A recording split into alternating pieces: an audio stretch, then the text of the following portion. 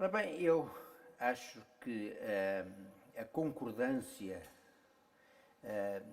inequívoca, absoluta, não é absolutamente necessária no que diz respeito à amizade.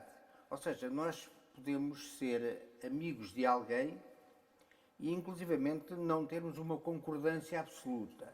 É evidente que não me parece que a discordância, sobretudo a absoluta, permita grandes amizades. Mas uma certa discordância pode haver. E, sobretudo, pode haver situações, sobretudo num país que estava a fazer uma evolução política ainda bastante acentuada, pode haver uma situação em que nos surge de repente uma figura quase como um cometa, uma figura resplandecente, cujas ideias imediatamente me fascinaram. Foi o caso da Maria Lourdes Pitacilgo. Portanto, eu sempre fui, até porque o conheci, era eu pequenino mesmo, do Dr. Mário Soares. Digamos assim, tinha uma relação de amizade muito maior com o Dr. Mário Soares. Ele, conto, talvez pelos dedos, as vezes que eu vi e as vezes em que eu falei com a Maria Lúcia Pitacilgo. Simplesmente, naquelas circunstâncias, independentemente da amizade pessoal que eu tinha pelo Dr. Mário Soares, eu acreditava mais na eficiência da Maria Lúcia Pitacilgo. Acreditei mais. Dir-me-ão, e depois do Dr. Mário Soares ter ganho, acha que teria sido melhor ganhar a Lourdes Pitacilgo? Não, acho que não. Acho que foi bom ganhar o Dr. Mário Soares. Mas em nada me arrependo de ter apoiado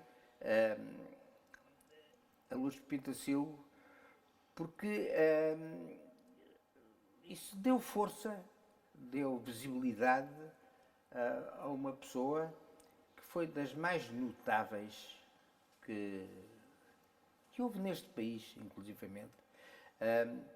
E não só neste país, foi uma mentalidade política ligada também a uma filosofia de vida profundamente humanista.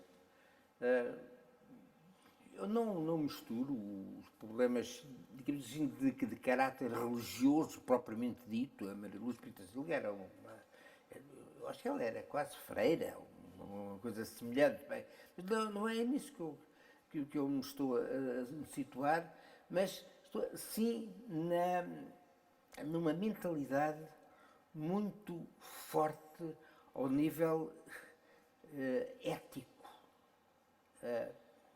E da ética vem a moral, mas não é a moral que faz a ética, é a ética que faz a moral, em princípio, não é? E o lado ético da Maria Lúcia Pitacilgo fascinou-me perfeitamente. Era assim, vamos dizer, não quero fazer comparações, não é? Até porque nenhuma figura é comparável. Mas há um fascínio das pessoas, pelo menos meu há,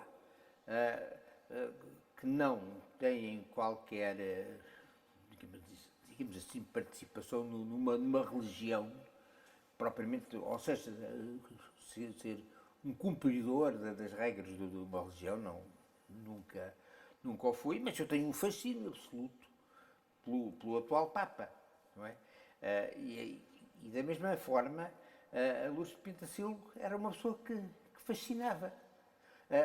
Inclusivamente também no lado dessa espécie de misticismo que emanava das suas ideias. Portanto, eu, eu sei que o Mário Soares teria preferido ter todos os seus amigos a apoiá-lo.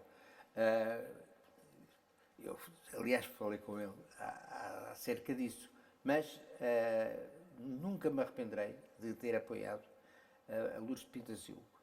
Nunca me arrependerei e lembro, inclusivamente, também alguns aspectos importantes. Ela não era, de modo alguma, uma figura com menos força, com menos poder, com menos iniciativa do que um Mário Soares. Não era. Inclusivamente, talvez por acaso, não sei, eu duvido que fosse por acaso,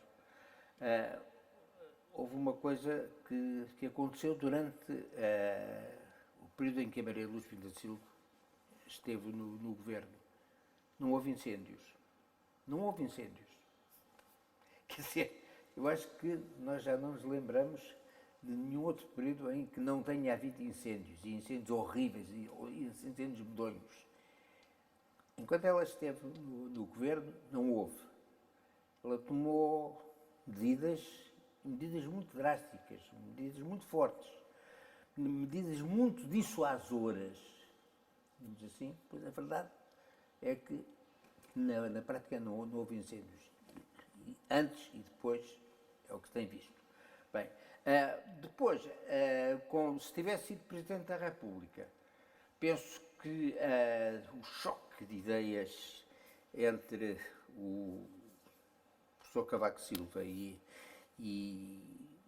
as ideias que eu defendo, quer dizer, é grande.